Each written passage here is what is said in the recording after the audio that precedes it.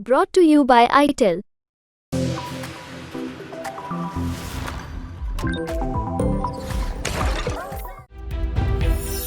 नमस्कार, आपके साथ मैं हूं दीपिका शर्मा और आप देख रहे हैं क्राइम तक वर्ल्ड क्राइम बुलेटिन में। आज बात होगी सबसे पहले जो आज की सबसे बड़ी खबर है उसकी। इजराइल ने एक हफ्ते बाद ईरान पर काउंटर अटैक किया है। ईरान के इस्फहान शहर पर यह हमला किया गया है। काफ़ी ज़्यादा ये शहर आबादी वाला है, ईरान का सबसे ज़्यादा आबादी वाला शहर है जिस पर यह अटैक किया गया है। इसके अलावा इस शहर के न्यूक्लियर प्लांट और एयरपोर्ट को निशाना बनाकर हमला किया गया। लेकिन अहम सवाल ये है कि इजराइल ने बदले के लिए इसी शहर को क्यों चुना। ईरान का इस्फहान स्ट्रैटेजिक रूप से काफ़ी महत्वपूर्ण शहर है। यहाँ मिलिट्री रिसर्च और डेवलपमेंट साइट्स के साथ साथ कई अहम सैन्य अड्डे भी हैं। ये तेहरान और मशाद के बाद ईरान का तीसरा सबसे ज़्यादा आबादी वाला शहर है। यहाँ की आबादी लगभग 22 लाख है।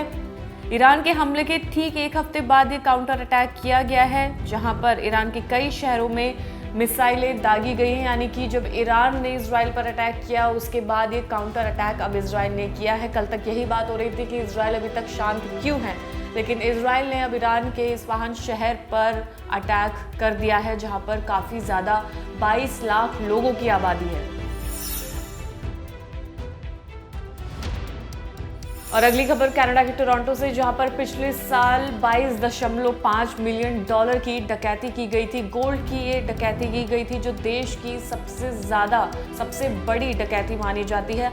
अब इसमें जो नया अपडेट सामने आया है वो अपडेट ये है कि इसमें लोगों को गिरफ्तार कर लिया गया है जो आरोपी हैं। इस केस में अब 6 आरोपियों को गिरफ्तार किया गया है, जिसमें 2 भारतीय मूल के शख्स भी शामिल हैं। ये बड़ा अपडेट सामने आया है। एजेंसी के मुताबिक पील रीजनल पुलिस ने कहा कि कनाडा के अधिकारियों ने मामले में 3 और लोगों के लिए वारंट जारी किया है। इसमें जो गिरफ्तार किए गए शख्स हैं उसमें से भारतीय मूल के शख्स भी शामिल है। 22.5 मिलियन डॉलर के सोने और कैश की डकैती हुई थी, जो देश के इतिहास में अब तक का गोल्ड चोरी का सबसे बड़ा मामला है, जिसमें आरोपियों को गिरफ्तार कर लिया गया है। और अगली खबर कीनिया से सामने आई है, जहां पर कीनिया के रक्षा प्रमुख की हेलीकॉप्टर क्रैश में मौत हो जाती है। उस हेलीकॉप्टर में 9 लोग और भी सवार थे जिनकी इसमें मौत हो जाती है। रक्षा प्रमुख फ्रांसिस ओमोंडी ओगोला की हेलीकॉप्टर क्रैश में मौत हो गई। उनके साथ हेलीकॉप्टर पर 9 लोग और सवार थे जिनकी जान चली गई। कीनिया के राष्ट्रपति विलियम रूटो ने घटना के संबंध में ये जानकारी दी। उन्होंने बताया कि रक्षा प्रमुख ने अपनी जान गंवाई है हेलीकॉप्टर क्रैश में। राष्ट्रपति ने कहा कि कीनिया के रक्षा प्रमुख और 9 अधिकारियों की देश के एक दूर दराज के इलाके में एक सैन्य हेलीकॉप्टर दुर्घटना में मृत्यु हो गई।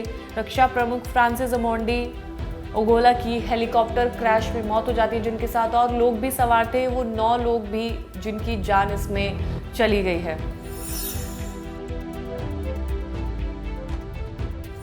और अगली खबर पाकिस्तान से सामने आई है, जहां पर विदेशी नागरिकों को निशाना बनाया जा रहा है। पहले भी ये खबर सामने आई थी, अब इस बार फिर से खबर सामने आई है। एक गाड़ी में जहां 7 लोग सवार थे उनमें से 2 लोगों की मौत हो गई है। 5 लोग जो जापानी नागरिक हैं वो सुरक्षित हैं, वो बाल बाल बचे हैं। इसके अलावा ड्राइवर और गार्ड की इसमें मौत हो जाती है। पहले भी निशाना बनाया गया और अब फिर विदेशी नागरिकों को निशाना बनाया जा रहा है।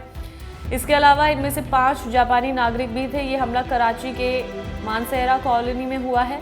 इस हमले में 5 जापानी नागरिक बाल बाल बच गए हैं, लेकिन गाड़ी के ड्राइवर और सिक्योरिटी गार्ड की मौत हो गई है। इस हमले के बाद पुलिस की जवाबी कार्रवाई में 2 आतंकियों को मार गिराया गया है। पुलिस का कहना है कि ये हमला जापानी नागरिकों को निशाना बनाकर किया गया, लेकिन इस हमले में विदेशी नागरिकों को किसी तरह से बचा लिया गया। उन्हें कोई भी चोट नहीं आई है, लेकिन इसमें 2 आतंकी मारे गए हैं। तो पाकिस्तान में क्यों ऐसे विदेशी नागरिकों को निशाना बनाया जा रहा है, सवाल सबसे बड़ा है, क्योंकि इससे पहले भी कई खबर सामने आई हैं जहां पर विदेशी नागरिकों को निशाना बनाया गया है। और फिलहाल इस वर्ल्ड क्राइम बुलेटिन में इतना ही। ताज़ा खबरों के लिए देखते रहिए क्राइम तक।